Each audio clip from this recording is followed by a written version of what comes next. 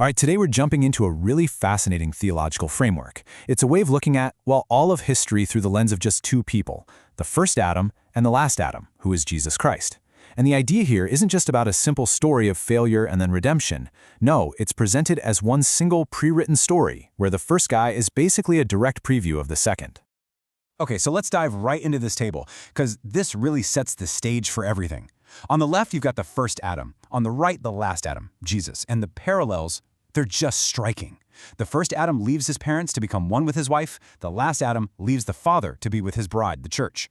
The first Adam gets tempted, fails, and then what does he do? He blames his wife.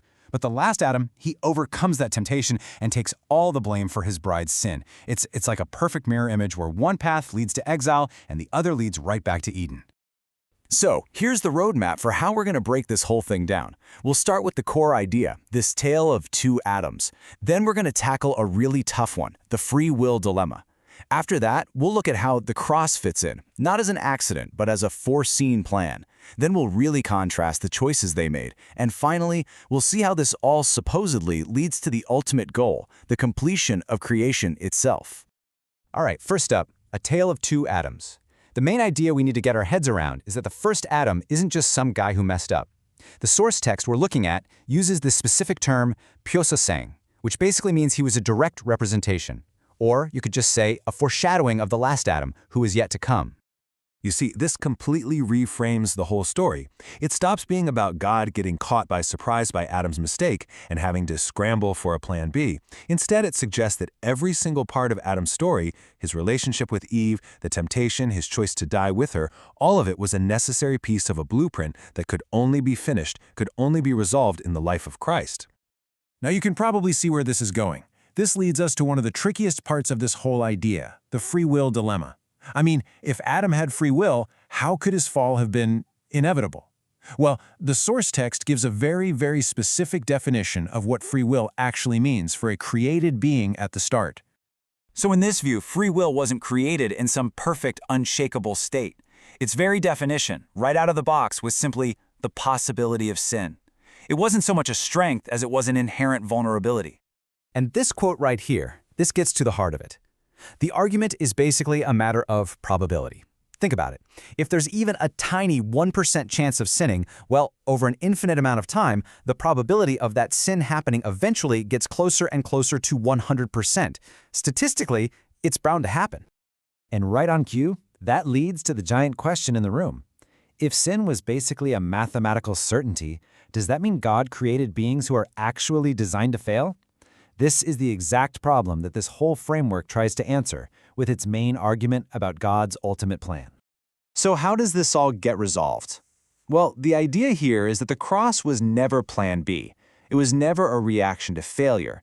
Instead, it was the intended, predestined purpose, the mechanism for perfecting creation right from the very beginning. This timeline kind of lays it all out from that divine perspective. Before time even kicks off, the cross is predestined as the only tool that can perfect free will. Then you zoom into history, and Adam's imperfect will gets put to the test. His fall, which was inevitable, makes the cross historically necessary, which means the pre-planned solution can be executed. And the end goal of all of this? The completion of creation, where free will finally becomes perfect. I mean, that is a really stark claim. The argument is that for this whole creative plan to work, it needed a first Adam who would in fact make the choice that led to the fall. The source even suggests that if the original Adam was somehow going to succeed, another creature who would fail would have been put in that spot just to make sure the predestined plan involving the cross happened exactly as it was meant to. Okay, so now we can go back and really see the power in that initial comparison. Let's look a little closer at the huge contrast in the choices these two Adams made, especially when it came to their bride, Eve for the first Adam and the church for the last. This comparison just shows a massive difference in character. When he's confronted, what does the first Adam do? He immediately points the finger. The woman you put here with me, she gave me some fruit. Total blame shifting.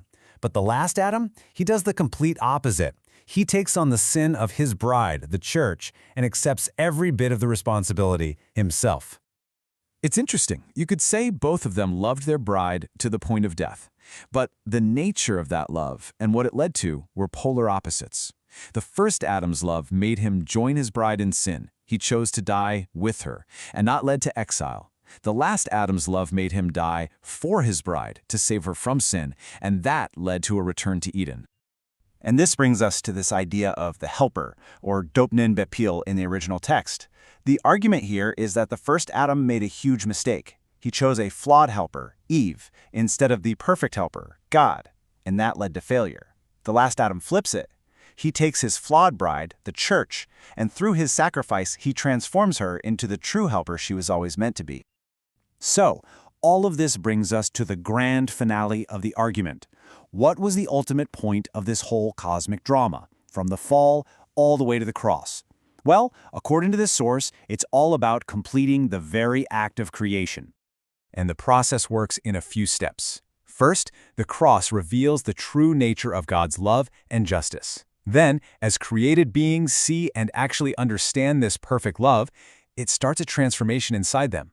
The desire to sin just gets eliminated, not by force, but by a deep understanding. And at that point, free will is finally perfected, and that possibility of sin is gone for good. And this right here is the ultimate goal. It's not about creating a universe of robots who are forced to obey or who are just incapable of sinning. The end game in this framework is to finish creation by bringing everyone to a point where, having seen the ultimate display of love, they freely choose to align with it forever. And the very desire to do otherwise is just gone. And so that leaves us with the core tension of this whole theological idea. Is this final, perfect state the result of a genuine choice, or is it the inevitable outcome of a really complex but totally predestined divine process? The source lays out a pretty powerful argument for the latter, framing all of history as the story of two Adams, a story designed from the very beginning to reveal a specific truth and bring creation to its intended end.